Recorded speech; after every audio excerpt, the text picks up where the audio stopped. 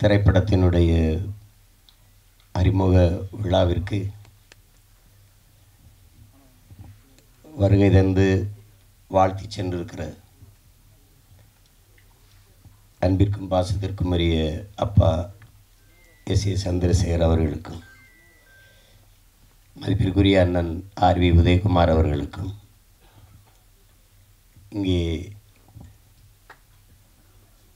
அமர்ந்திருக்கிற என் அன்பிற்கினிய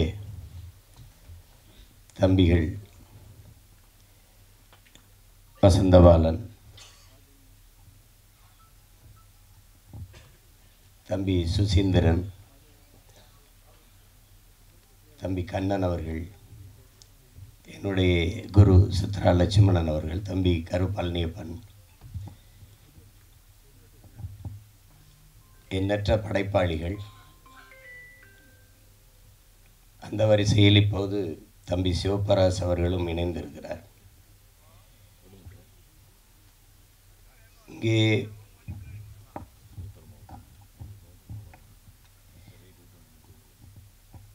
பேரன்பும் பெருங்கோபமும் ஒவ்வொருத்தரும் ஒரு விளக்கத்தை சொன்னார்கள். எல்லாரும்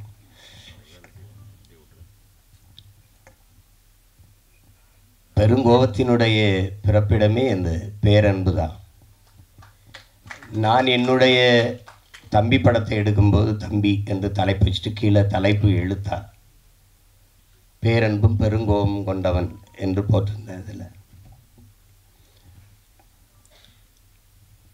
இது தம்பிங்கிறது எங்கள் தலைவரை தான் குறிப்பிட்டு எடுத்தேன்னு எல்லாருக்கும் தெரியும். அதில் அது பேரன்பும் பெருங்கோபமும் கொண்டவன் அப்படின்னு போட்டேன். அது ஏன் பேரன்பு? அவருடைய பேரன்பு, தன் இனத்தின் மீது இருந்த பேரன்பு அந்த இனம் அழித்து ஒழிக்கப்படும் போது அதை காக்க வேண்டிய பெருங்கோபத்திற்கு அவர் ஆளாயிட்டார். இங்கே பாரதியினுடைய பெருங்கோபம், அந்த ஆவேசமான கவிதை வீச்சுக்கு காரணம் அவன் இந்த மண்ணை மக்களை நேசித்த வச்சிருந்த காதல் தான் காரணம். அப்படி அதை உள்ளடக்கமாக வைத்து இந்த ஒரு படைப்பு படைக்கப்பட்டிருக்கு. இதில் எல்லாத்தையும் விட பெரும் பாராட்டுக்குரியவர்கள் இப்படி புதியவர்களுக்கு துணிந்து வாய்ப்பு கொடுத்த தயாரிப்பாளர் மதிப்பிற்குரிய ஜெயகிருஷ்ணன் அவர்கள் தான். அவருடைய மனைவியார் பெயரில் காமாட்சி ஜெயகிருஷ்ணன் அவர் தயாரிச்சுக்கிறார். அப்புறம் என்னுடைய தம்பி திருமலை இவர் வருத்தப்படுறாரு இருக்கிற திரையுலகிற்கு இருக்கிற நெருக்கடிகளை குறித்து. இதெல்லாம் ரொம்ப நாள் இருக்காது, நீங்கள் கவலைப்படாது, சரி பண்ணிடலாம்.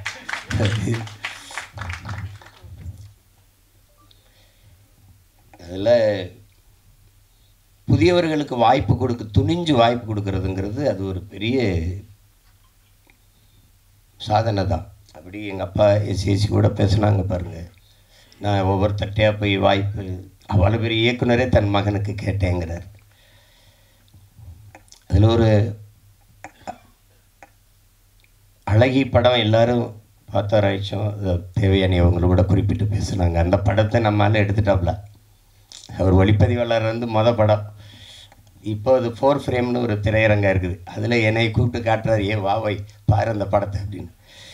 நாங்கள் மாமத்திருந்தேன், என் தங்கச்சி கணவர் அவர், அதனால் நம்மளால் கூப்பிட்டு காட்டுறாரு. நான் படத்தை ரசிச்சுட்டு வந்து கட்டி பிடிக்கிறேன், பாராட்டுறேன்.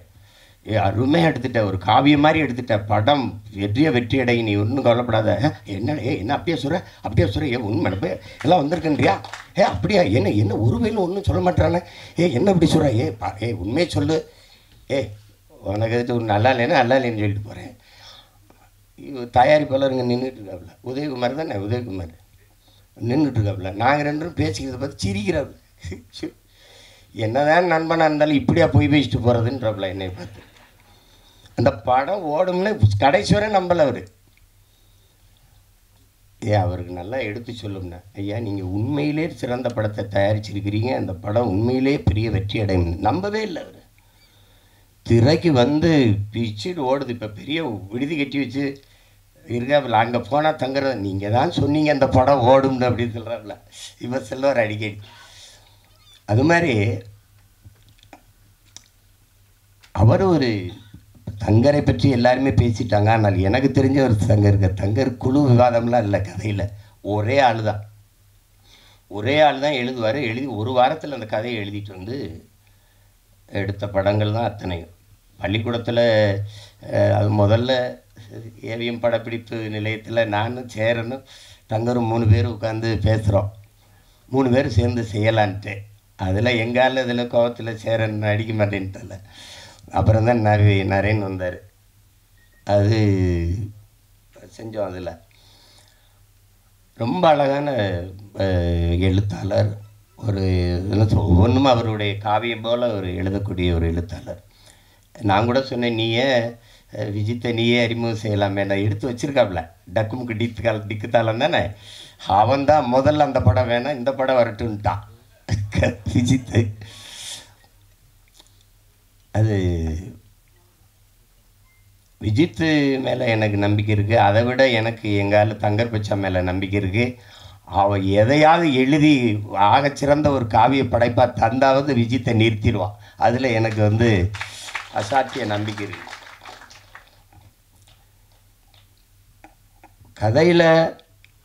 கதை என்ன சொல்ல வருதுன்னு அப்புறம் பார்ப்போம். ஆனால் விஜித் சொன்ன மாதிரி ஒரு நான் எதிர்பார்க்கல. சின்ன பிள்ளையிலேருந்து அரவிந்தை விஜித்தை நம்ம பார்க்குறோம். ஆனால் ஒரு அறிமுக படத்தில் இவ்வளோ பெரிய ஒரு கனத்த ஒரு கதாபாத்திரத்தை தூக்கி சுமக்கிற ஆற்றல் அப்படிங்கிறது ஒரு பெருசு தான். ஒவ்வொரு கட்டத்திலையும் அந்த உரையாடலை வெளிப்படுத்தி உச்சரித்து பேசி அவன் இந்த இதில் வெளிக்காட்டுறதுல நல்ல முதிர்ந்த ஒரு நடிகருக்கு இருக்கிற பல படங்களை நடித்து அனுபவம் பெற்ற ஒரு நடிகர் போல் அவன் அந்த உரையாடல் உச்சரிப்பு அதை நடை இதுகளெல்லாம் அவன் சிறப்பாக செஞ்சிட்டாப்புல. நான் கூட சொன்னேன், இதை ரொம்ப நல்லா பண்ணியிருக்கான் விஜித் அப்படின்னு. அந்த இதில் அவனுக்கு அந்த திரை அறிவு அவனுக்கு நல்லா உள்வாங்கிக்கிட்டான். அதனால் அதை எளிதாக வெளிப்படுத்திட்டாங்கிறத நான் உணர்ந்தேன். ஒளிப்பதிவு ரொம்ப சொன்ன மாதிரி தம்பி சுசீந்திரன் சொன்ன மாதிரி அந்த கேரளாவுக்குள்ளே வருகிற பகுதிகளெல்லாம் ரொம்ப ரொம்ப அழகியலாக எடுத்திருக்கா. அப்படி தினேஷ் மொத்த படமே ரொம்ப நல்லா பண்ணியிருந்தார். அது தேவையற்ற அவன் எடுத்தோன்னே சொல்லிட்டான். தம்பி கருப்பல்னே வேலை செஞ்சுருக்காப்புல. அதே நேரம் எங்கள் அப்பா பாரதி ராஜாவுடைய பாலுமேந்திரா அவர்களுடைய திரைப்பட பயிற்சி கல்லூரியிலையும் படித்தேன்னு சொல்லும்போது தேவையற்ற காட்சி, தேவையற்ற நகர்வு, தேவையற்ற உரையாடல் வந்து சில படைப்பாளிகள் படத்தில் இருக்காது. ஒன்று அப்பா பாலுமேந்திரா, இன்னொன்று அப்பா மகேந்திரன், இன்னொன்று எங்கள் அப்பா பாரதி ராஜா. அந்த மாதிரி படங்களில் பாலுமேந்திரா அப்பாவை பற்றி சொல்லணும். நானும் எங்கள் தலைவரும் சில முக்கிய தளபதிகளோட பேசிட்டு இருக்கும்போது திரையுலகம் குறித்த பேச்சுகள் வருது. அந்த பேச்சுகள் வரும்போது ஒவ்வொரு படைப்பாளிகளை பற்றி பேசிட்டு வரும்போது பாலுமேந்திரா அப்பாவை பற்றி பேச்சு வரும்போது எல்லாரும் தான் கதை வசனங்கள் எழுதி படம் எடுக்கிறீங்க, ஏன் அவர் மாதிரி எடுக்க முடியலேன்ட்டு என்கிட்ட கேட்குறாங்க. கேட்கும்போது இங்கே உட்காந்துருந்த எங்கள் அண்ணன் பொட்டம்மான் வந்து ஊர் பாசம் நீ கண்டுக்கிறாரு அப்படிங்கிறாப்புல. 2 பேரும் ஒரே ஊர்னால ஊர் பாசத்தில் சொல்கிறாரு. ஆனால் உண்மையிலேயே அப்பா பாலுமேந்திரா படங்களையும் மகேந்திரன் ஐயா படங்களையும் நீங்கள் போட்டு பார்த்தீங்கன்னா இந்த உரையாடல் தேவையில்லை, இந்த காட்சி தேவையில்லாமல் இருக்குது, இந்த இடத்துல இந்த கருவி நகர்ந்திருக்க வேண்டாம் அப்படிலாம் நீங்கள் யாருமே வந்து குறை சொல்ல முடியாது. அவ்வளவு நேர்த்தியான படைப்பாளி. அந்த படைப்பாளியினுடைய பல்கலைக்கழகத்திலிருந்து சிவபிரகாஷ் வந்திருக்காங்கிறது இந்த படத்தை பார்க்கும்போது தெரிஞ்சது. நான் கூட தங்கட்ட சொன்னேன், தேவையற்ற பதிவு, காட்சி, உரையாடல் அப்படின்னு எதுவுமே இல்லை. முதல் படம் மாதிரி இல்லை. சிவபிரகாஷ் எனக்கு அவர் இயக்குனராகிறதுக்கு முன்னாடி இருந்து தெரியும். என்னுடைய பயணங்களில் ஒரு 4-5 ஆண்டுகள் என் கூடவே பயணித்து வந்த ஒரு தம்பி. அவர் தான் இந்த படத்தை இயக்கியிருக்காங்கிறது எனக்கு தெரியாது. அப்புறம் பின்னாடி தெரிஞ்சோடனே ரொம்ப மகிழ்ச்சி எனக்கு அதில். அதே மாதிரி கதாநாயகி நடித்த அந்த சாலி அவர்கள், அவங்க படத்தில் அவங்க மலையாளியாக நடித்ததுனால நானும் மலையாளி அப்படின்னு தான் நினச்சிட்டு இருந்தேன். ஆனால் நல்லா நடிச்சிருந்தாங்க. படத்தில் ஒரு கருவி இருந்து நம்மளை பதிவு பண்ணிக்கிட்டு இருக்கு, நம்ம நடிக்கிறத பதிவு பண்ணிக்கிட்டு இருக்குங்கிறது என்ன இல்லைனாவே அவன் சிறந்த கலைஞனாக ஆயிடுவான். அது தெரியுது. அது நம்ம என் தம்பி அருள்தாஸ் சொல்ல வேண்டியதில் ஒரு சிறந்த ஒளிப்பதிவாளர். அவன் செய்ய வந்த வேலை வேறு, இப்போ செஞ்சுக்கிட்டு இருக்க வேலை வேறு. இதில் 2 பேரும் மைம் கோயுமே வந்து என் தம்பி அருள்தாஸும் உண்மையான வாழ்க்கையில் ரொம்ப அநியாயத்துக்கு நல்லவங்க. திரையில் வந்து அநியாயத்துக்கு கெட்டவனாகவே நடிக்க வேண்டியது இருக்குது. அது ஒன்றும் பண்ண முடியாது. எனக்கு 2 தெரியும் எனக்கு ரொம்ப. அது மைம் கோம்பியை பார்த்தா புஷ்பாலெல்லாம் பயங்கர கொடூரமான ஆளாக நடிச்சிருக்காப்புல. அப்புறம் பார்த்தா கன்னடா படத்தில் நடிக்கிறோம். எந்த படம் எந்த தொலைக்காட்சி திருப்பினா நம்மால் இருக்காரு. நமக்கு ஒரு பெருமை. ஒளிப்பதிவு கருவி இல்லாமல் கூட போவாங்க. நம்மால் இல்லாமல் இன்னி போக முடியாது படப்பதிவுக்கு. அப்படி அந்த மாதிரி ஒரு பெருமை தான் நமக்கு. அது என் தம்பி அருள்தாஸ் கெட்டவனாலாம் நடிக்கும்போது கொஞ்சம் மனசு கஷ்டமாக தான் இருக்கும். இவன் ஏன்னா அதெல்லாம் நடிக்கிறான் அப்படி. அதனால் கலைன்னு வந்துட்டா என்ன இருக்குது, அது நடிக்கணும். அதில் ஒன்றும் இல்லை. சிறந்த நடிப்பை வெளிப்படுத்தியிருந்தாங்க 2 பேருமே. எனக்கு ரொம்ப பிடிச்சிருந்தது படத்தில். அதில் போய் என் தம்பி வினோத் காவல்துறை அதிகாரியாக நடிச்சிருந்தார். நம்மால் நல்லா நடிச்சிருந்தான். நல்லா அவனுக்கு ஒரு பெரிய கதாபாத்திரத்தை கொடுத்துருக்காரு சிவபிரகாஷ். ரொம்ப நல்லா வெளிப்படுத்தியிருந்தார். அவர்கிட்ட தான் கதை நகருது. ரொம்ப நல்லா இருந்தது. வாழ்த்துக்கள், உனக்கும் வாழ்த்துக்கள். இதில் நிகழ்ச்சியை நேர்த்தியாக தொகுத்து வழங்கிக்கிட்டு இருக்க என்னுடைய தம்பி முபாஸ் அவர்களுக்கு என்னுடைய வாழ்த்துக்கள். ரொம்ப அதில் குறிப்பிட்டு சொல்ல வேண்டியது ஒளிப்பதிவு, அதுக்கப்புறம் அந்த உரையாடல். அது முருகேஷ் பாபு அவர்கள் ரொம்ப அருமையாக செஞ்சிருந்தார். இந்த உரையாடல் யாருன்னு நான் கேட்டேன்னா, துருத்தலை வெளியில் போய் எப்படி தேவையற்று பேசுகிறாங்க, வம்படியாக பேசுகிறாங்க அப்படின்னு இல்லாமல் கதாபாத்திரங்கள் அதனுடைய இயல்புக்கு அந்த உரையாடலை எழுதியிருந்தார். ரொம்ப அருமையாக இருந்தது. எல்லாருக்கும் என்னுடைய அன்பும் வாழ்த்துக்களும். இங்கே ஆகச்சிறந்த மேதை இருக்கார் எங்கள் கலை இயக்குனர் முத்துராஜு. அப்புறம் என்னுடைய தம்பி அவன் கவிஞர், சிறந்த கவிஞன். அவன் எழுதிய பாடல்கள், அதில் அவன் சொன்ன ஒரு ஐயா விஜயகாந்தை பற்றி சொல்லும்போது சொல்லிதான், தமிழன் இவன் தான் தமிழன். அந்த பாட்டு கொஞ்சம் வலியாக தான் இருந்தது. அவருடைய இறுதி ஊர்வலம் போகும்போது அந்த பாட்டை திருப்பி போடும்போது ரொம்ப இதாக இருந்தது. அவ்வளவு சிறந்த ஆற்றலாளர்கள்லாம் இங்கே இருக்கிறாங்க. என்னுடைய குரு, அவரை பற்றி நான் சொல்லணும். நாங்கள் பசும்பொன் படத்துக்கு நான் கதையை சொன்னோம். எனக்கும் எங்கள் அப்பாவுக்கும் சண்டை வராத நேரங்களே இல்லை. அப்போ பஞ்சாயத்துதார் அவர் தான். என்ன எழுதி கொடுத்தாலும் தாளை தூக்கி கீழே போட்டுருவாங்க. சார் அது படிக்கிறதுலாம் கிடையாது, அப்படின்ட்டு. நான் ஒன்றும் இல்லை, பதறதில்லை, எடுத்து பொறிக்க அப்படியே வச்சுருப்பேன், போய் உட்காந்துருவேன். எல்லோரும் பெரிய பெரிய நடிகர்கள், நான் நீண்டு பையன், ஒரு பேர செட்டு இது பண்ணிக்கிட்டு சின்ன பையன் உட்காந்துருப்பேன். திடீர்னு இந்த இடத்துல சித்ரா, இங்கே சிவா ஒரு இது பண்ணும், ராதிகா இங்கேருந்து வரணும், இங்கே ஒரு இது வேணும், எங்கே அந்த பையன்? நான் எங்கேயாவது உட்காந்துருப்பேன் தேடி. சிஷியா இங்கே வா அப்படின்னா, இன்னும் என்ன உங்கள் அப்பா வந்து வசனம் கேட்குறாரு, இங்கே வாங்க, என்னப்பா வேணும்? இங்கே 2 பேரும் பேசணும். இந்த இருக்குப்பா. அப்போ அது இதாப்பா நீங்கள் கீழே சத்து முன்னாடி தூக்கி போட்டீங்களப்பா, அதான்ப்பா. ஐயோ, ஒரு தடவைலாம் இப்படி தூக்கி போட்டார். நான் கடைசியாக வெறும் இந்த இது தான் இருந்தது, அதை தூக்கி கீழே போட்டு நடந்து சென்னைக்கு கிளம்பிட்டேன். பொள்ளாச்சியிலேருந்து நடந்தே போகிறேன்ட்டு திருப்பி, ஏய் வாடா, உங்கள் அப்பா பற்றி யாரா புது சண்டைக்கு இருந்தா என்ன, நீ வா வா வா வா அப்படி கூட்டி போய் பல தடவை. அதுலேருந்து தான் என்னுடைய குரு. இல்லைன்னா பாதி படத்துலேயே போயிருப்பேன் ஊருக்கு. அது சொன்ன மாதிரி, தம்பி சொன்ன மாதிரி திரையுலகத்தினுடைய என்ன சொல்கிற களஞ்சியம்தான். எங்கள் ஐயா நடிகர் திலகம் ஒரு நடிப்பில் கலைக்களஞ்சியம்னா, இந்த ஆண்டு இந்த படம் இப்படி வந்தது, இந்த திரையரங்கில் வெளியிட்டாங்க, இது இத்தனை நாள் ஓடிச்சு, இதனால் இது ஓடிச்சு, இந்த பண்டிகையில் வெளியாச்சு, எல்லாமே அவருக்கு தெரியும். அவர் நினைவுக்குள்ளே இருக்குது. அவ்வளோ இங்கே இருக்கிற மூத்த இதழியலாளர்கள் எங்கள் ஐயா போன்றோர் இருக்காங்க. விழாவின் சிறப்பே நீங்கள் இவ்வளோ நேரம் இருக்கிற என் உறவுகள் எல்லாம் இவ்வளோ நேரம் அமைதியாக உட்கார்ந்து இருக்கிறீங்கன்னா அதுவே இந்த விழாவுக்கு பெருமை. இதை காட்சிப்படுத்தி மக்கள்கிட்ட கொண்டு போய் சேர்க்க இத்தனை ஊடகவியலாளர்களும் 10 மணி ஆகியும் இருக்கிறீங்க அப்படிங்கிறதா பெரிய இது. எனக்கு பார்த்திங்கன்னா ஒரு நேரம் ஒரு ஊரில் இருக்கணும், ஒரு நேரம் ஒரு ஊரில் இருக்கணும். நேற்று எங்கேயோ இருந்து வந்தோடனே வா படம் பார்க்கறன்னு கூப்பிட்டாப்புல, அங்கே போனேன். இன்றைக்கி நீதிமன்றத்தில் நேர் நிற்கணும், நின்றுட்டு 5 மணிக்கு வந்து இறங்கினேன். வா இங்கே பாட்டு வெளியிடணுன்னு கூப்பிட்டாப்புல. வேற ஆளாக இருந்தால் போய் வேலை இருக்குன்னு சொல்லலாம், அவர்னா போன்ருப்பேன். விஜித்துக்காக வர வேண்டியது இருக்குது. இவரெல்லாம் யார் பார்ப்பா? என் தங்கச்சிக்கு என் பிள்ளை விஜித்து அரவிந்துக்காக பார்க்க வேண்டியிருக்கு. ரெண்டாவது, எங்கள் தங்கர் சொன்ன மாதிரி நம்ம எல்லாருமே வெறுக்கிற இதுகள் இருக்குது, செயல்கள் இருக்குது. ஒன்று ஊழல், லஞ்சம். யாருக்கும் பிடிக்கலை, இந்த நாட்டில் யாருக்கும் பிடிக்கலை. ஆனால் ஒரு கேள்வி எழுது, யாருக்குமே ஊழல் லஞ்சம் பிடிக்கலையே, அப்போ யார் கொடுக்குறா, யார் வாங்குறா? சரிதானே? லட்சுமி ராமகிருஷ்ணன் இருக்காங்க, அவங்க தான் நியாயமான தீர்ப்பு சொல்லணும்.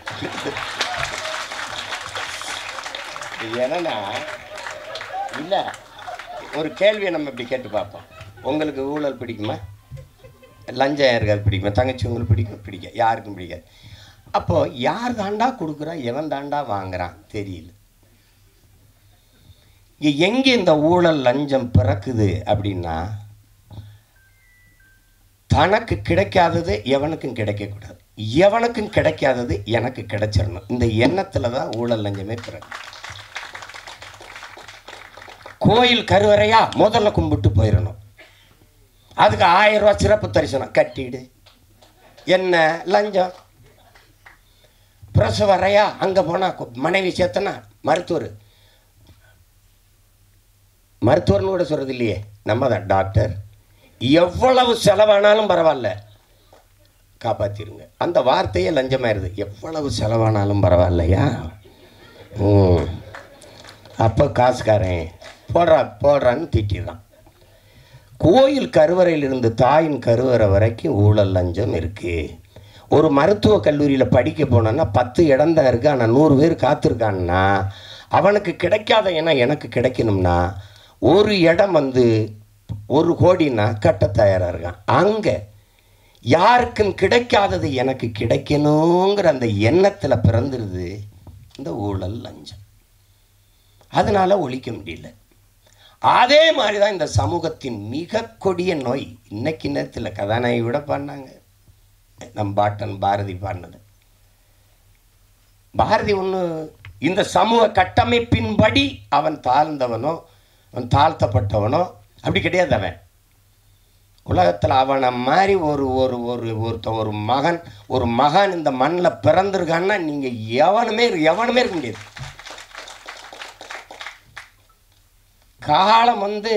காலம் பல கவிஞர்களை உருவாக்கி இருக்குது அன்பிற்குரியவர்களே. காலத்தை உருவாக்கிய ஒரு பாவலன் உண்டென்றால் உலகத்தில் நம் பாட்டன் பாரதி தான். நாடு சுதந்திரம் அடையல 1921 செத்து போயிட்டான் பாரதி. 47 விடுதலை அடைகிற. ஆனால் ஆடுவோமே, பல்லு பாடுவோமே, ஆனந்த சுதந்திரம் அடைந்து விட்டோம் என்று அவன் அடைஞ்சிட்டான் சுதந்திரத்தை. நீ மாநிலம் பிரிப்பாய் நினைச்சானா? மொழி வழியே மாநிலங்கள் பிரிப்பீங்கன்னு நினைச்சானா? அவன் வந்தே மாதரம் என்போம், எங்கள் மாநில தாயை வணங்குதும் என்போங்கிறான். டே, நீ பிரிக்கல, அதை பற்றி அவங்க கவலைப்படல. இதை தமிழ்நாடுன்னு பேர் வைப்பாங்க, அதுக்கு ஒருத்தன் 76 நாள் பட்டினி கிடந்து சாவான், அதெல்லாம் அவனுக்கு தெரியாது. தமிழ் திருநாடு தன்னை பெற்ற எங்கள் தாய் என்று கும்பிடடி பாப்பா, அமிழ்தில் இனியதடி பாப்பா, நம்ம ஆன்றோர்கள் தேசமடி பாப்பான்னு. யாரு? தமிழ்நாடுன்னு ஒரு பேரே வைப்பாங்களானே தெரியாது. கம்பன் பிறந்த தமிழ்நாடு, உயர் கல்வி சிறந்த தமிழ்நாடு, புகழ் கம்பன் பிறந்த தமிழ்நாடுங்கிறான். வள்ளுவன் தன்னை உலகினுக்கே தந்து வான்புகள் கொண்ட தமிழ்நாடு, நெஞ்சை அல்லும் சிலப்பதிகாரம் எனும் மணி ஆரம் படைத்த தமிழ்நாடு தமிழ்நாடு தமிழ்நாடு பாடி தள்ளிட்டான். எப்போ தமிழ்நாடுன்னு பேர் வைப்பாங்களான்னு தெரியாது. அவ்வளோ பெரிய அறிங்க. அக்ரகாரத்தில் கழுதை வரக்கூடாது, கழுதையை கையில் தூக்கிட்டு நடந்துட்டாப்புல. இந்த பாரதி படத்தில் பார்த்தீங்கன்னா தெரியுமே. மதம் மாத்துறது நீ பார்த்துருக்கா? உலகத்தில் சாதி மாத்தின ஒரே மகான் பாரதி தான் கனகலிங்கத்தை கூப்பிட்டு மீதி எடுத்து போட்டு பூணூலை போட்டு இன்னையிலிருந்து நீ பறையன் இல்லை ஐயன். யாரா? சுப்பிரமணிய பாரதி பண்ணான்னு சொல்கிறா. போடா. அப்படி ஒரு ஆள் நம்ம ஆள். அவன் சொல்கிறான், அவன் மனசுக்குள்ளே எம்பிட்டு வழி இருந்தா, சாதிகள் இல்லையடி பாப்பா குல தாழ்ச்சி உயர்ச்சி சொல்லல் பாவம் நீதி உயர்ந்த மதி கல்வி அன்பு நிறைய உடையோர்கள் மேலோர்ன்றான். அதுக்கு முன்னாடி ஒரு கிளவி வர்ற, அறிவு மூதாட்டி வர்றா. சாதி இரண்டொழிய வேறில்லை சாற்றுங்கால் நீதி வலுவா நெறிமுறை. சாதி இரண்டுன்னா நம்மால் என்ன பண்ணுறான்? ஆஞ்சாதி பொஞ்சாதி. அது இல்லை சாதியே, அது இல்லை. ஆண்பால் பெண்பால், அது பாலியல் வேறுபாடு. அதில் அது சாதி இல்லை. ஆண் ஜாதி பெண் ஜாதின்னு கிடையாது, பாலியல் வேற்றுமை. அது அவ சொல்கிற சாதி இட்டார் பெரியோர் இடாதார் இழிகுலத்தோர்ன்ட்டான். கொடுக்கிறவன் உயர்ந்த சாதி, தனக்கென்று பதுக்கி ஒதுக்குற கஞ்ச பிசுனா இருக்கான அவன் தாண்டா இழிமகன் கீழ் சாதின்ட்டான். எல்லாரும் பாடி போகிறான். பாரதிக்கு பின்னாடி எங்களுக்கு ஒரு தாத்தன் வரான், புரட்சி பாவலன். அவன் இருட்டறையில் உள்ளதாடா உலகம்ங்கிறான். இருட்டறையில் உள்ளதாடா உலகம், சாதி இருக்கின்றது என்பானும் இருக்கின்றானேங்கிறான். தமிழுக்கு அமுதென்று பேர், அந்த தமிழ் இன்பத்தமிழ் எங்கள் உயிருக்கு நேர்னு பாடின அவன், தமிழ் என் உயிருக்கு நேர்னு பாடின அவன், தமிழ் வளர்த்தல் ஒன்று சாதி ஒழித்தல் மற்றொன்றுன்னு பாடலை. சாதி ஒழித்தல் ஒன்று, நல்ல தமிழ் வளர்த்தல் மற்றொன்றுனா. முதல்ல சாதியை ஒழிடாங்கிறான். சாதிய ஒளி. எல்லாரும் சமநிலை சமூகம் படைக்க தான் போராடுறான். ஆங்க சித்தரு புத்தரு ஞானி யோகி மகான் எல்லா காலங்களையும் சாதிக்கு எதிரான குரல், சாதிக்கு எதிரான கருத்து, சாதிக்கு எதிரான கட்டுரை, சாதிக்கு எதிரான பாட்டு, சிந்தனை, போராட்டம். ஆனாலும் இந்த சாதி சாக மாட்டேங்குது. அதே தான் சொன்னான், எல்லாரையும் சாகடிக்கிற சாதியே உனக்கு ஒரு சாவு வராதா? அதானே எல்லாரும் பாடுனான். இந்த தலைமுறையில் எங்கள் விஜித்து சிவபிரகாச அவன் பங்குக்கு ஒரு நெற்பள்ளி போடுறான் இந்த சாதியை கொளுத்துறது. சாதிங்கிறத ஒரு கொடிய சமூக நோயாக இருக்குது, கொரோனாவை விட பெரிய கொடிய நோய். சாதி என்ன செய்யுது? உலகத்திலே புனிதமான ஒன்று இருக்குங்க, அன்பு, அதை கொன்றுதுங்க. உலகத்திலே நீங்கள் இந்த மானுடன் ஒரு அளப்பெரிய ஆயுதங்களை கண்டுபிடிக்கிறாங்க மனுஷன் அழித்து கொள்றதுக்கு. இந்த எல்லா ஆயுதங்களையும் அழிக்கக்கூடிய ஒரு ஆற்றல் இருக்குன்னா அது அன்புக்கு தான் இருக்கு. அன்பு என்ன செஞ்சிரும்னு பாருங்க. அமெரிக்க அதிபர் இந்தியாவுக்குள்ள வந்தால் கடவுச்சீட்டு வீசா அனுமதி வேணும். இந்திய நாட்டின் முதன்மை அமைச்சர் ஐயா மோடி அமெரிக்கா ரஷ்யா போனால் அவர் கடவுச்சீட்டை காட்டணும், அனுமதி உள்நுழைவு அனுமதி வேணும், வீசா அனுமதி உள்நுழைவு அனுமதி வேணும். ஆனால் ஒன்றுமே இல்லைங்க. இதில் ஒருத்தி ஒன்றுமே இல்லை, அன்னை தெரேசான்னு ஒருத்தி ஒன்றுமே இல்லை. அவளுக்கு ஒன்றுமே கிடையாது. அவள் எந்த பதவிகளெல்லாம் ஒன்றும் இல்லை. பாருங்கள், எல்லா நாடுகள்லையும் பணி செஞ்சு வந்து இந்தியாவில் தங்கிட்டா. அவளுடைய சேவை நிறைய தேவை இந்த நாட்டுக்கு இருந்துட்டா. அப்போ உலக நாடுகள் அந்த அன்பு தாயை பார்த்து சொல்லுது, அவளுக்கு கடவு சீட்டு இல்லை, உள்நுழைவு அனுமதி இல்லை, வீசா இல்லை. எந்த நாட்டுக்கு வேணாலும் நீ வா தாயே, உனக்கு எங்கே தங்கணும்னு விருப்பமோ அங்கே நீ தங்கிக்கலாம், எந்த இடத்துல நீ குடியேற நினைக்கிறியோ அங்கே குடியேறிக்கலாம்னு உலகம் இருகரமும் விரித்து அந்த தாயை வரவேற்றதென்றால் உலகத்தை தன் அன்பால் சுருக்கிவிட்டா ஒரு மனுஷி. அந்த அந்த மதம் சாதி எல்லாம் பேசிட்டுக்கிறானா, எல்லாவற்றிலும் புனிதம் ஒன்று இருக்குது, மனிதம். அந்த மனிதத்தை கொன்றுது. ஆகச்சிறந்த ஒன்று அன்பு, அதை கொன்றுது இந்த சாதி. சாதி மதம் நீங்கள் என்ன சாதாரண நினைக்கிறீங்களா? கல் சாராயம், இந்த கஞ்சா அவினு கொட்கைன்னு இந்த இதெல்லாம் இருக்குல்ல, அது போட்டால் தான் புதையேறும். சாதி மதம் சொன்னால் ஏறிடும்ன்றான். இந்த மார்க்ஸை விடவா ஒரு மேதை இருக்கான் அந்த நாட்டில். 2000 ஆண்டுகளில் இவனை போல ஒரு சிந்தனையால் இன்னும் பிறக்கலைன்றான். அவனே சொல்கிறான் மதம் ஒரு அப்படின்னு சொன்னால் ஏறிடுன்றான். மற்ற போதையெல்லாம் படுத்து தூங்கினா இறங்கிரும். சாதி மத போதை ஏறிச்சுன்னா செத்து பாடையில் போனாலும் ஏறாது. ஏன்னா தனி சுடுகாடு அவனுக்கு. செத்தாலும் ஆறுமுக கவுண்டர் சுப்பிரமணிய நாடார்னு எழுதி வைப்பானா இல்லையா கல்லறையில்? செத்தாலும் போகாது. இந்த சாதி ஒரு சமூக நோய். குறிப்பாக எங்களுக்கு தமிழ் தேசியர்களுக்கு வந்து பெருநோய். இந்த மண்ணில் பிறந்த ஒரு பெரிய புரட்சியாளன் எங்களுடைய அண்ணன் தமிழரசன் அவர்கள் எழுதுகிற, டேய் சாதி மதம் சாராயம் இது 3 வந்து தமிழ் தேசிய அரசியலின் மிகப்பெரிய பகைவங்கிறது. மது மதம் சாதி போதை இருக்க பெரிய கொடிய நோய்டாங்கிறது. அது என்ன சொல்ல? இப்போ தேர்தலில் நம்ம வேலை செஞ்சு போவேன் எல்லாம் சரின்னு விடும், என்னதானாலும் நம்ம சாதியை விட்டு கொடுக்க முடியாதுலன்றான். அவனுக்கு மொழி செத்துச்சு கவலைப்பட மாட்டான், அவனுக்கு இனம் செத்துருச்சே கவலைப்பட மாட்டான், ஆறு செத்துருச்சே கவலைப்பட மாட்டான், மலை களவு போகுது கவலைப்பட மாட்டான், வளம் திருடு போகுது கவலைப்பட மாட்டான், உரிமை பறி போகுது கவலைப்பட மாட்டான். எது செத்தாலும் சரி தன் சாதி செத்துறக்கூடாது. அப்படி நினைக்கிற ஒரு கூட்டத்துக்கிட்ட 2 காதலர்கள் சிக்கிக்கிட்டா என்ன நிலைமை? அதுதான் கதை. ஒரு பேரன்பை ஒருத்தன் வைக்கிறான், அந்த பேரன்புக்கு பிரச்சனை, அதை அந்த அன்பை சிதைச்சவனை ஒழிக்கணும்னு நினைக்கிறான், பெருங்கோபம். இதுதான் படம். சரிதானே வை?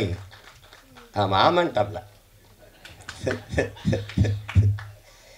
ஏன்னா நீங்கள் இதை பாருங்கள், சாதிய இழிவை துடைத்தெறிய போராடாமல் இருப்பதை விட செத்து ஒழிவதே மேலானதுன்னு அண்ணல் அம்பேத்கர் சொன்ன இந்த மொழின்னு இருக்கிற அந்த வலி இருக்குல்ல, அதை நீங்கள் உணர்ந்துட்டீங்கன்னா நீங்கள் இந்த நாட்டில் தீண்டாமைங்கிற ஒரு சொல்லே இருக்காது.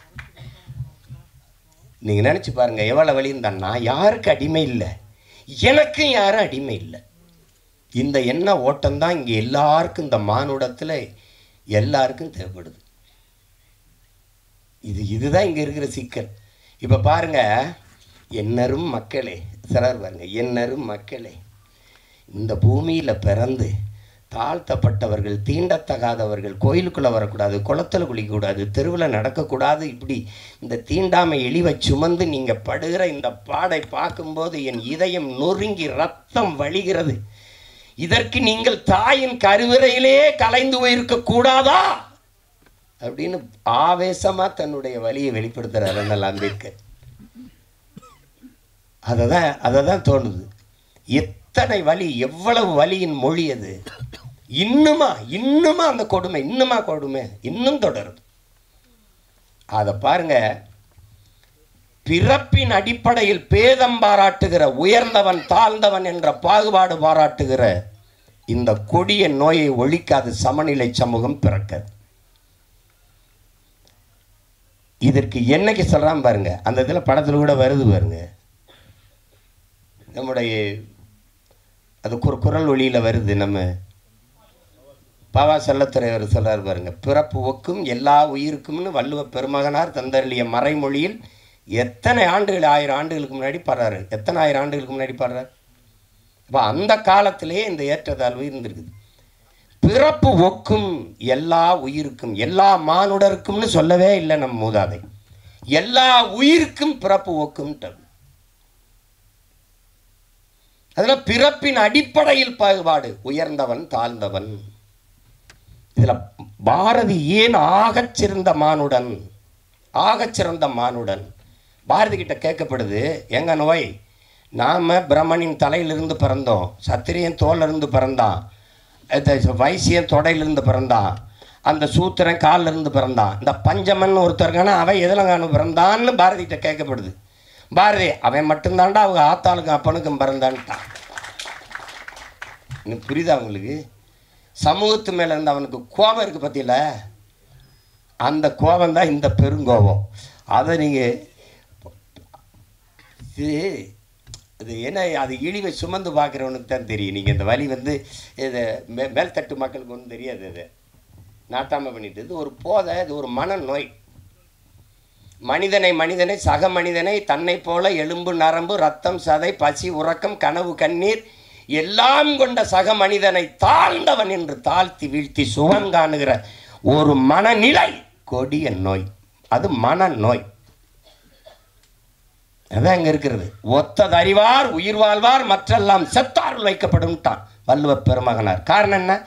துணி விளக்குற வண்ணான், முடிதிருக்கிற மருத்துவர், அங்கே சலவை தொழிலாளி வேணும், அங்கே தச்சன் வேணும், அங்கே விளைய வைக்க உணவுப் பொருளை விளைய வைக்க அங்கே வேளாண் குடிமகன் உழவன் வேணும். அங்கே அதை உணவை அதை சமைக்க பாத்திரங்கள் செய்கிற குயவர் வேளாளர் குடிகள் வேணும். எல்லோரும் வேண்டும். எல்லாரும் சேர்ந்து இசைந்து வாழ்ந்தால்தான் அது சமூகம். ஒத்தது அறிவார் உயிர் வாழ்வார், மற்றெல்லாம் செத்தாருள் வைக்கப்படும்ட்டான். மற்றெல்லாம் பிணமிடான்ட்டான். எல்லாரும் தான் சாடி இருக்கான், பாடி இருக்கான், ஆடி இருக்கான், எல்லாம் பண்ணி பார்த்துருக்கான். ஒன்றும் நடக்கலைங்க. இங்கே சாதிக்கு ஒரு சாமி, சாதிக்கு ஒரு சமநிலை சமூகம் எங்கே இருக்குது? செத்த பிறகு விட பணத்தை புதைக்கிறதுல இவனுக்கு இந்த சாதிக்கு இது, இந்த சாதிக்கு இது, இந்த சாதிக்கு அது. இதில் எந்த சாதிக்கும் பாகுபாடு இல்லாத ஒரு தேசத்தை படைக்கும் உலகத்தில் இந்த நிலத்தில் முடியல. எங்கள் உயிர் தலைவன் அவன் கனவு கண்ட தேசத்தில் தமிழீழ நாட்டில் நீ எவனாவே இரு, என் கோட்டுக்குள்ளே என் நாட்டுக்குள்ளே வந்தால் நீ தமிழனா இருன்னு ஒரு மக்களை உருவாக்கி இறந்து போன எல்லாரையும் ஒரே இடத்தில் மாவீரர்கள் துயிலும் இல்லம் என்று நீ பெரிய தளபதினாலும் படு, நீ சாதாரண வீரனாலும் படு, நீ எவனாவே இரு, உயர்ந்தவன் தாழ்ந்தவன் பாகுபாடு இல்லாது எல்லோரும் ஒரே. இங்கே உயர்ந்த சாதிக்காரன் சுடுகாட்டு வழியை கூட தாழ்ந்த சாதிக்காரன் பிணத்தை எடுத்து போக முடியாது. ஆனால் இங்கே மகான்கள் தோன்றிருக்கார்கள். காந்தி தோன்றிருக்கிறார், அண்ணல் அம்பேத்கர், பெரிய புத்தன் பூலே எல்லாரும் தோண்டிட்டான். ஒன்றும் எடுமல்ல, ஒன்றும் சரியில்லை. இன்னொரு தலைமுறை இந்த சாதி மதத்தை காலில் போட்ட செருப்பாக போட்டு தேய்ச்சி நடந்தாலே ஒழிய இது சாகாது. இந்த கருமத்தை ஒழிக்காமல் சமநிலை சமூகம் படைப்பது என்பது சாத்தியமில்லை. வெற்று வார்த்தை. சாதியை இழிவு தீண்டாமை கொடுமைகளை வைத்துக்கிட்டு சாதியை ஏற்றதார்களை வைத்து கொண்டு சமூக முன்னேற்றம் சமூக மேம்பாடு என்று பேசுவதென்பது சாக்கடை குழியின் மேலே போடுகிற சந்தனம் பந்தலுக்கு சமம், மலக்குழியின் மேலே போடுகிற மல்லிகை பந்தலுக்கு சமம்னு அண்ணல் அம்பேத்கர் சொல்கிறாருன்னா காரணமாக அவர் அனுபவித்த வழி. அவரை போல ஒரு கல்வியாளன் இந்த உலக வரலாற்றில் உண்டா சொல்லுங்கள்? ஒரு மனிதன் 10,000 புத்தகங்கள் தன் வாழ்நாளில் படிச்சிருக்கணும், அது குறைந்த தகுதி. ஆனால் 64,000 புத்தகங்களை படித்த ஒரு மகான் உண்டென்றால் அது அண்ணல் அம்பேத்கர் தான். ஆகச்சிறந்த கல்வியாளன். படுக்கிற இடம் கூட படிக்கிற இடத்துக்கு பக்கத்தில் இருக்கணும்ட்டு நூலகம் எங்கே இருக்கோ அங்கே தான் அறை எடுத்து தங்கியிருக்கிறது. அப்பேற்பட்ட அறிஞன் சொல்லித்தான், இந்த சாதிய இழிவை தொட தெரிய போராடாமல் இருப்பதை விட செத்து ஒளிவதை மேலானதுறான்ட்டார். அப்போ அது அந்த வலியை இந்த ஒரு 2 மணி நேரமா 2 மணி நேரமா 2 மணி நேரம் அந்த படத்தில் எவ்வளவு அழகாக சொல்ல முடியுமோ அது அதிகப்படியாக மிகைப்படுத்தாமல் இல்லை, ஆங்கிலத்தில் ஓவர் ட்ராமான்னு சொல்லுவாங்க.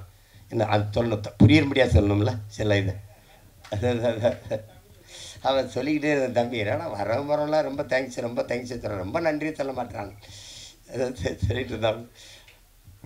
அது நமக்கு பழகிருச்சு. இப்போ சும்மா பேரளவில் நம்ம ஒரு மொழியை பேசிட்டு ஏதோ ஒன்று தெரியுறோம், அது அப்படி பழகிருச்சு. அதில் மிக ஆழமான ஒரு பதிவு, அந்த கருத்தை அது ஒரு கவித்துவமாக தாங்கி நிற்குது. ரொம்ப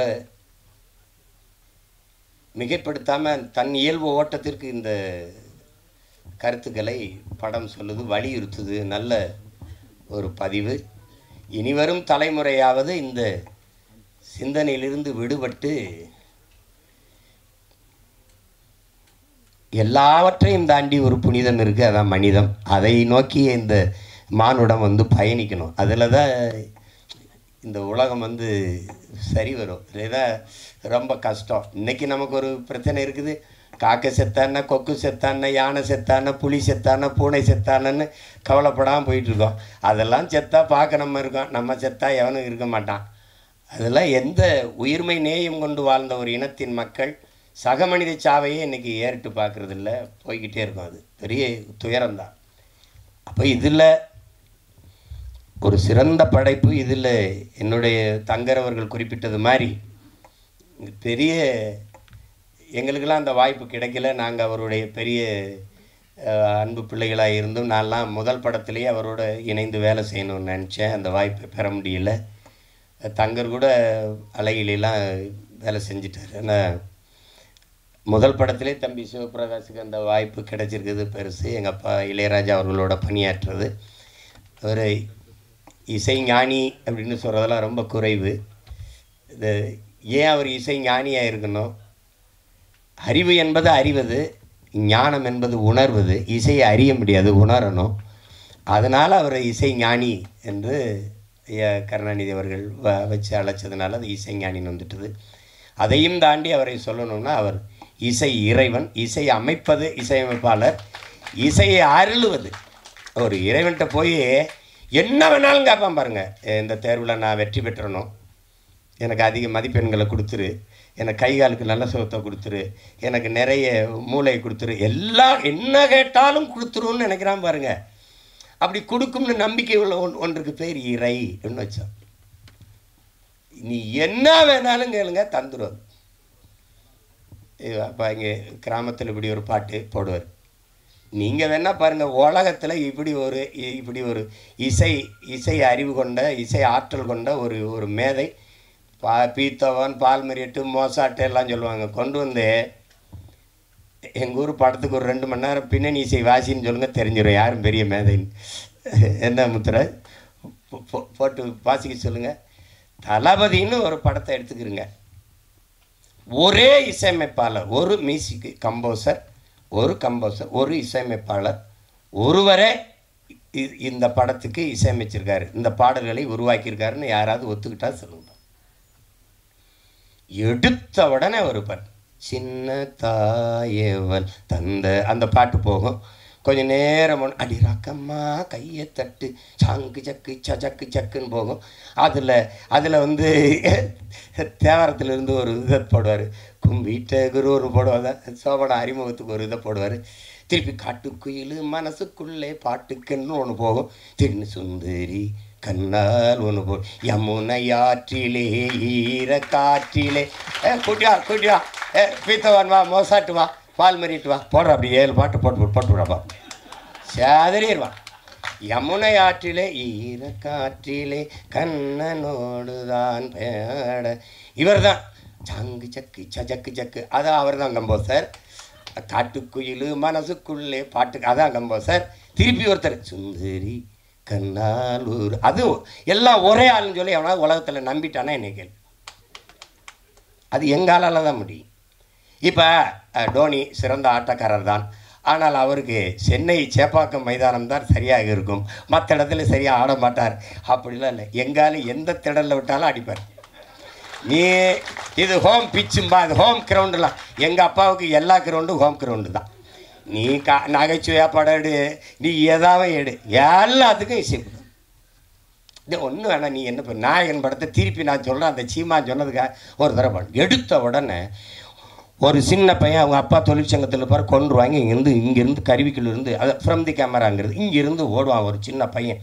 ஓடும்போது தூத்துக்குடியிலேருந்து ஓடும்போது அப்படி தென்பாண்டி சீமையிலே தேரோடு வீதியிலே மான் போல வந்தவனே யார் அடிச்சார், அந்த பாட்டுக்கு தாளம் இல்லை, வெறும் புல்லாங்குழல் தாரதாரி. அப்படியே போய் பொழுது அடைஞ்சிரும். பொழுது விடியும் மும்பையில் படுத்து கிடப்பான். இது இதையெல்லாம் எங்கள் அப்பாட்ட சொன்ன வச்சுக்க, நீ எதையுமே மறக்க மாட்டேங்கிறாயிடா. அது இல்லைப்பா, மறக்கிறதுக்கா பார்க்குறது. இது ஒரு இசையே இல்லை. அண்ணன் கமலஹாசன் வந்து இந்த பிள்ளைகள்லாம் அப்படி ஒரு கொசு வலைக்கு கீழே படுத்துருக்கும்போது அப்படி தென்பாண்டி சீமையில் தேரோடு வீதியில், அது அண்ணன் குரலில் வரும். அந்த கமல் அண்ணன் பாடும்போது அதுக்கு தாளம் போட்டுருப்பாப்புல, நல்ல தாளம், தபேலாலாம் வாட்சி போவாப்புல. இது அப்பப்போ வரும்போதெல்லாம் தபேலா போயிட்டே இருக்கும்.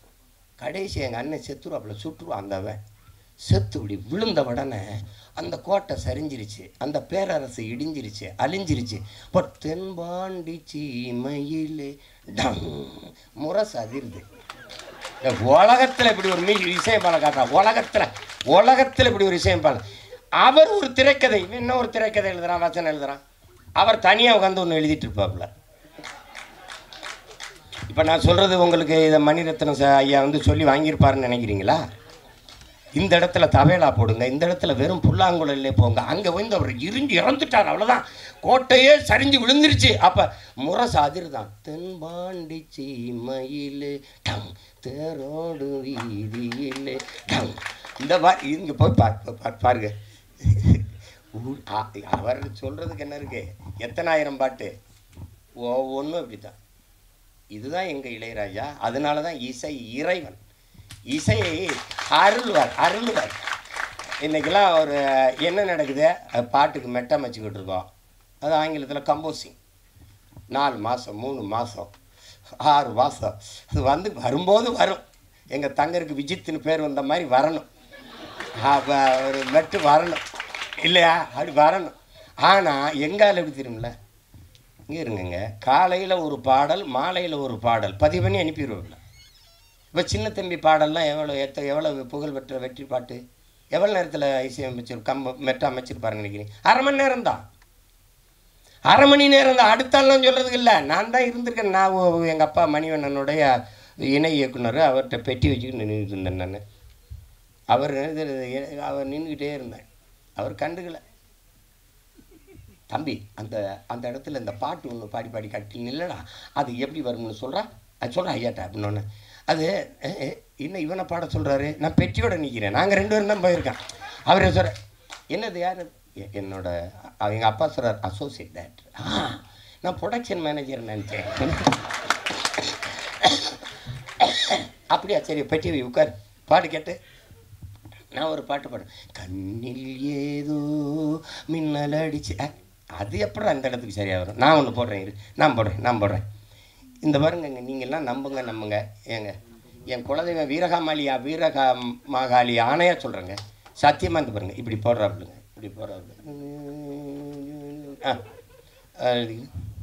இவ்வளோதாங்க. இந்த கை இங்கே போயிருக்கு, கை இப்படி அமுக்காது. மயில் இறகால வருடன்னு அப்படி இருக்கும், அப்படி மெதுவாக அப்படி வருடுவாப்புல. அந்த கட்டையை விரலை வச்சு கொஞ்சம் இப்படி வந்துட்டு, சங்கிலிய போட்டோம் தங்க கிளிக்கு சங்கிலி தான் போடணுமே. இந்த படத்தில் பூராமே அவர் தான் எழுதியிருக்காரு. பாட்டு பூரா எழுதியிருக்க முடியாது, அப்படியே பாடியிருப்பார். சரிதானே சூப்பராஜ்? அப்படியே பாடுவாருங்க.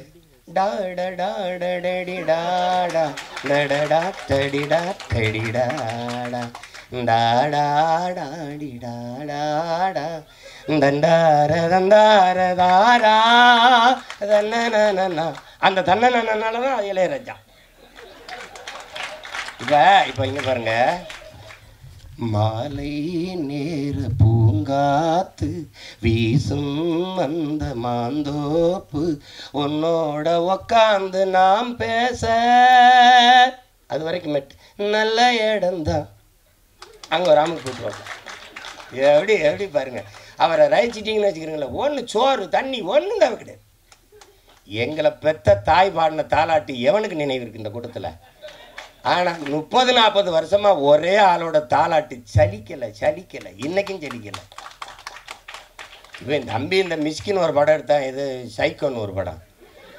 அதில் என்னமோ தம்பி உதயநிதி ஒரு இதை வச்சுக்கிட்டு பாடுறாப்புல. அதில் வந்து ஒன்று நினச்சி உருகி போனேன் மெழுகா. யாரா இருந்தாலும் யாரா விட, இன்னைக்கு யாராவலோ என்னை தீண்டும் காற்றின் விரலோ, யாராவலோ தாலாட்டின் தாயின் குரலோ, ஒன்ன நினைச்சு உருகி போனேன் மெழுகா.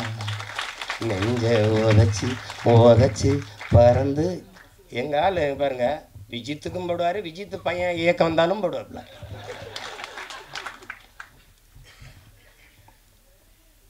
அது வந்து வரம். எப்போவாது அரிதான அவதாரங்கள். எப்படி இலக்கிய உலகில் பாரதி வந்தானோ அது மாதிரி இசை உலகில் எங்கள் அப்பா இளையராஜா. அது ஒரு வரம். அதனால் இசை இறைவனின் ஆசி பெற்ற ஒரு படம் இது. அதனால் இது ஒரு மாபெரும் வெற்றி அடையணும். நான் வந்து உளமாற வாழ்த்த வந்திருக்கேன். நான் வந்து இது ஏன்னா எங்கள் விஜித்தோட படங்கிறதுனால தங்குற படம் எடுத்து கூப்பிட்டா பய வேலை இருக்கு எனக்குன்னு போயிருப்பேன். அது அவர் தெரியும். சிரமந்தான். இப்போ போய் 3 நாள் ஆச்சு இப்படி சுற்றிக்கிட்டு திரிஞ்சு, காலையில் இன்னும் ஓடணும். அது ஆனாலும் இந்த இந்த விழாவும் இந்த நிகழ்வும் எனக்கு ரொம்ப முக்கியமானது.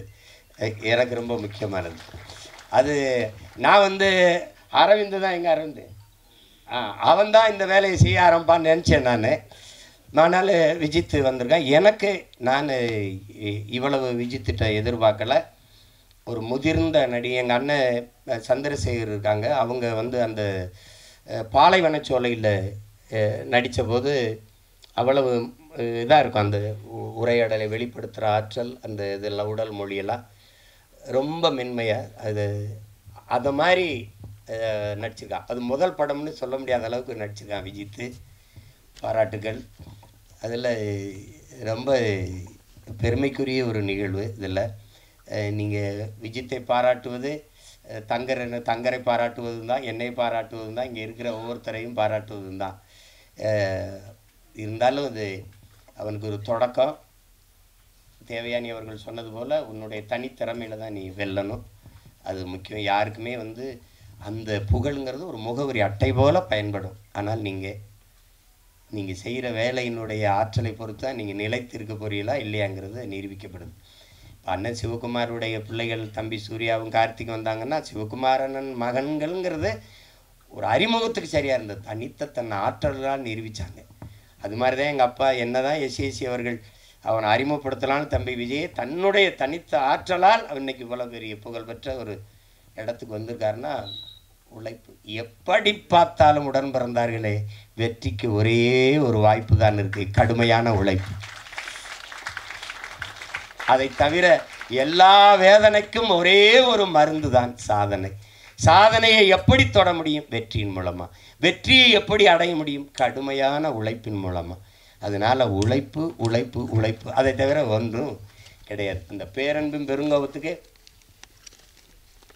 உங்கள் எல்லாருக்கும் எளிய உதாரணம் சேகுவேரா. அவங்களுக்கு தெரியும், கியூப விடுதலை புரட்சியாளர். பசியோடு இருந்தார்கள் மக்கள், உணவளித்தேன், மனிதாபிமானி என்றார்கள். அது அவனுடைய பேரன்பு. ஏன் இவர்களுக்கு உணவு கிடைக்கவில்லை என்றேன், என்னை கம்யூனிஸ்ட் என்றார்கள் தான். அது மாதிரி அந்த உணவு ஏன் கிடைக்கவில்லை என்ற கேள்வி எழுப்பின கோபம்தான் அது உணவு அளித்தது பெரும் பேரன்பு. அவர்களுக்கு ஏன் உணவு கிடைக்கவில்லை என்று கேள்வி எழுப்பியது பெருங்கோபம். அதுதான் இந்த சமூகத்தை பார்த்து இந்த படம் பல கேள்விகளை எழுப்புது. எத்தனை காலத்துக்குடா இந்த சாதி சனியனை வச்சு எங்களை சாகடிப்பீங்கன்னு அன்பு கொண்ட நெஞ்சங்கள் கெஞ்சுது. அதான் படம். தயவு செய்து படத்தை பார்த்து ஆதரவு கொடுங்க. ஊடகவியலாளர்கள்லாம், ஐயா ரஜினிகாந்த் படம் வந்தால் எப்படி எழுதுவீங்களோ, தம்பி விஜய் படம் வந்தால் எப்படி எழுதுவீங்களோ, அதுபோல் இது படம் புதியவர்களை வரவேற்கணும். அது இல்லைன்னா புதிதான ஒன்று எதுவும் வராது. இப்போ என்னையெல்லாம் தேர்தலில் போட்டியிடுறேன்னு யாரும் சொல்கிறது இல்லை. கருத்து கணிப்பில் கூட இந்த கட்சின்னு ஒன்று இருக்குது, சீமான்னு ஒருத்தர் இருக்கான், அவனும் போட்டி போட போகிறான்னே சொல்கிறது இல்லை. அங்கே இருக்குது ஒரு பெரிய தீண்டாமை. அதை ஒழிக்க நான் போராடிட்டு இருக்கேன். இது சமூகத்தில் இருக்க தீண்டாமை ஒழிக்க தம்பி எல்லாம் சேர்ந்து போராடுறாங்க. எல்லாருக்கும் என்னுடைய அன்பும் வாழ்த்துக்களும். இவ்வளோ நேரம் இருந்து எல்லாருக்கும் என்னுடைய அன்பும் வாழ்த்துக்களும். ரொம்ப பெருமை. அவர் தம்பி கதிரோடைய அப்பா கதிர் நான் ரொம்ப நெருக்கம். என்னுடைய தம்பி அவருடைய தந்தையாருனாங்க. அவரும் நடிச்சுக்காரு. நல்லவர் அல்ல, கெட்டவராக தான் நடிச்சிருக்காப்ல. கொஞ்சம் கொஞ்சமாக சாகும், சாதி கொஞ்சம் கொஞ்சமாக சாகும். சமூக மாறுதல்கள் வந்து கொண்டிருக்கு. இன்னொரு தலைமுறை மாறி வருது. அந்த மாற்றத்திற்காக நம்ம எல்லோரும் காத்திருக்கிறோம். உங்கள் எல்லாருக்கும் என்னுடைய அன்பும் வணக்கமும். நன்றி. படம் வெற்றியடை என்னுடைய வாழ்த்து.